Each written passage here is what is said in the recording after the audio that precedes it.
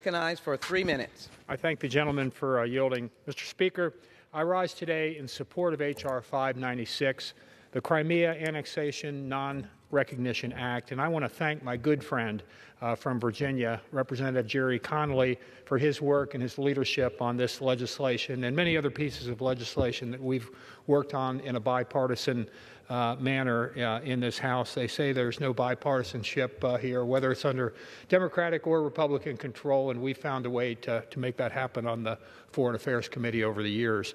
As a senior member of the House Foreign Affairs Committee and the principal Republican co-sponsor of this legislation, let me state clearly and emphatically that the United States, and the world for that matter, must never recognize Vladimir Putin's reckless Crimean land grab, which is all too reminiscent of Soviet Cold War tactics.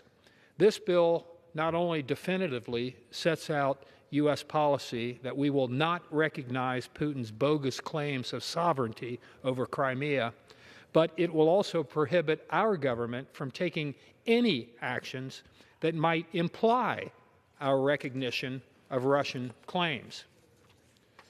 Representative Connolly and I first introduced this legislation back in 2014, shortly after Putin seized Crimea. Despite the intervening years, we must never grow accustomed to Russian control over the peninsula, and that's one reason it makes this legislation even more vitally necessary, because over time, the world sometimes does grow accustomed to things. We must never let that happen with Putin's grab of Crimea.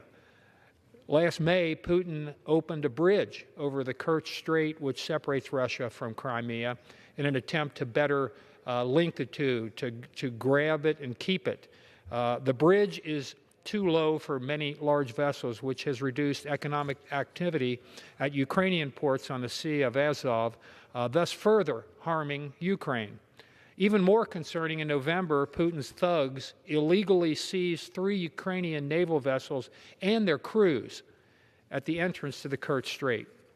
Plain and simple, Putin's illegal annexation of Crimea, as well as his adventures around the Kerch Strait and in eastern Ukraine, have no place in a modern democratic Europe.